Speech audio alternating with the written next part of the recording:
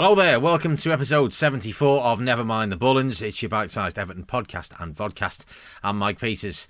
Obviously, deep diving into the Man City game is the purpose of this episode, and I've had time to recover from it because it was just immensely disappointing, wasn't it? I mean, in one sense, it's kind of as expected. There'll be far better teams than us that will be given the treatment by City this year because they're a phenomenal football team. And it's not the result that disappoints me. It's the manner of it. And I think I'm sure I've said this before. I feel like a broken record, really. But the manner of... It's not... when you lose...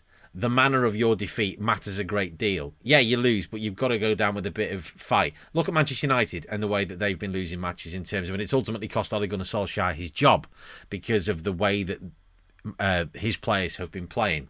And that is partly similar to where Everton are at the minute. Obviously, the circumstances are very different. Rafa Benitez's job is not under threat and certainly shouldn't be because, as the Echo pointed out, that we are currently missing 30% of our first team squad. And now that would affect any team in the Premier League. In fact, it would affect any team. I don't care whether you Real Madrid or Barcelona or the dog and duck. It's going to affect you. But it's affecting us a lot because of the lack of strength in depth that we have. So if you're a team like Manchester United or Manchester City, if you lose 30% of your first team squad, that's a blow. But when you've got the quality in that depth, you can offset that. When you haven't got that quality of depth, and we certainly don't, the impact of it is absolutely massive. And when you're missing the spine of your team, and it's not an excuse. I'm not using the lack of players and the lack of these key players like Abdoulaye Doucouré and Dominic Calvert-Lewin and Yerry Mina, etc., as an excuse for that performance. Because it isn't an excuse, but it is a factor. And it does sort of, because you go into the game and we're on 15 points and you look at it and go, okay, right, we win, we're back in the top 6 or 7. We can leap 6 places. We didn't. We knew it was going to be a tough ask to win at City. It's 11 seasons, I think, since we won there. And on the basis of Sunday's performance, it's going to be another 11 seasons. But it's not even so much as because we just threw in the towel last season, if you remember, because we had nothing to play for. It was Carlo Ancelotti's last game in charge. For full breakdown of that one, go to a previous episode of Never Mind the Bullens, although most of it completely irrelevant now because it was Carlo's last game and none of us knew that at the time, did we? But it was marginally better than that on the basis that we didn't lose by 5-0. We only lost by 3-0. But that is such a small crumb of comfort that we didn't get an absolute pasting and we didn't throw in the towel. What bothers me more is the fact that we turned up almost like we did at times under David Moyes. And I'm not criticising David Moyes necessarily, but there was almost this kind of mentality around certain fixtures, going to Anfield, going to Old Trafford, where you're thinking, actually, we're not going to win here. There's no belief here that we can actually win. And that was sort of the belief that we went into Sunday with, that with the players available that we had, there was no chance that we could win the game. It was sort of writ large all over the players' faces and in their body language from almost minute one.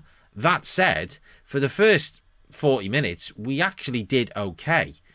From a defensive point of view, it was a bit like the Alamo, but we did okay. We looked reasonably solid. Yeah, City were going to get chances because that's the type of team that they are. They create an enormous amount of attacking opportunities.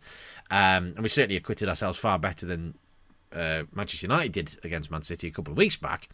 But, we never looked like we were going to be able to alleviate that pressure. We had no outlet ball. Richarlison simply could not hold the ball up at all. He was so disparate from the rest of the team that it was...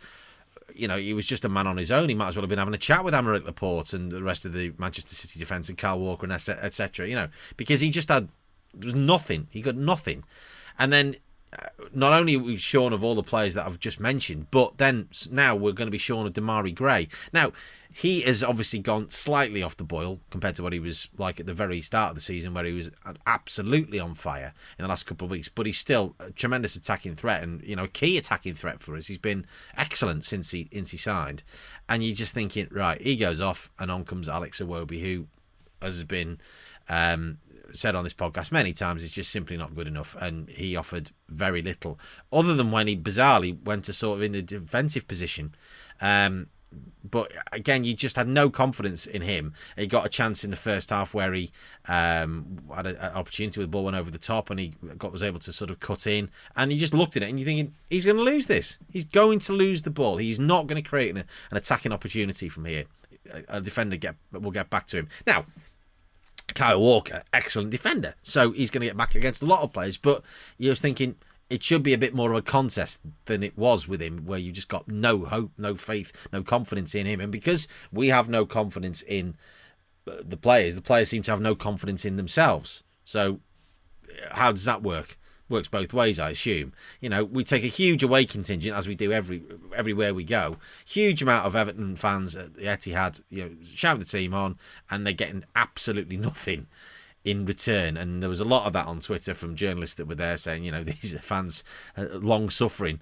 We deserve more. The players have to give more so than ever, because not only are obviously missing Calvert-Lewin, Gomez, Decore, Yerry Mina, although a couple of them may make it back for the Brentford game. We're now also missing Richarlison and Damari Gray, likely for it as well, because Richarlison got suspended. Now, big picture with Richarlison, would you rather him miss an away game at Brentford or the Merseyside derby at Goodison? It's a no-brainer. You take that yellow card, you take the suspension.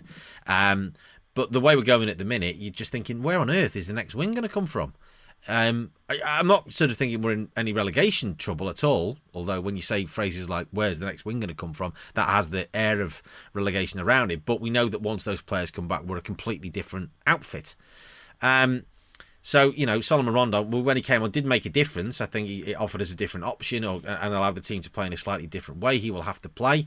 Will Ellis Sims get a run out of the course the next few games? He may well have to.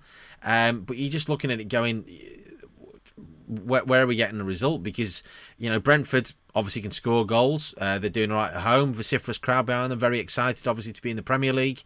Did a 3-3 draw at Newcastle, so they can be got at. They do concede goals, and obviously they lost in their last home game to Norwich.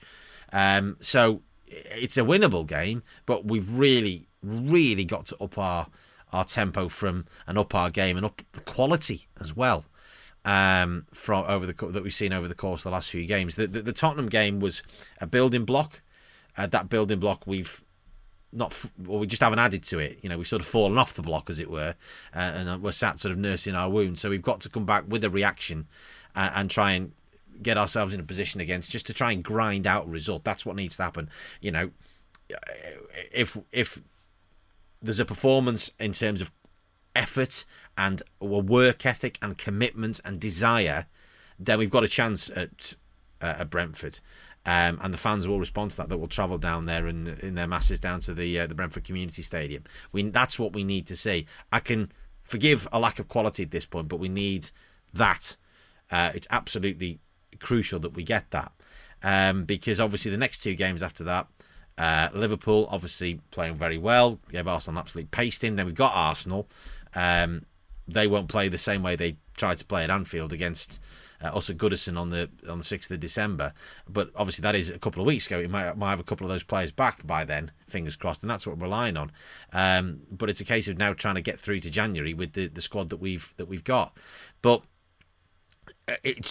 we just need a change of attitude, much more belief, and that's what we're going to need from the coaches and the players to instill in themselves this week on the training ground to enable them to go to Brentford on Sunday, I should say, and thinking, yeah, we can actually get something here, which will build confidence. It's so important, that game, in the context of what then follows it, to give us a bit of confidence to have got that monkey off our back, having not won in half a dozen matches or whatever it is now, to be able to then go into those following two games, those two home games in the space of 5 days, where the squad is going to be stretched and pushed to its limits because of the lack of numbers, to enable us to try and get some points out of those games and try and pull ourselves back into that European picture if we can.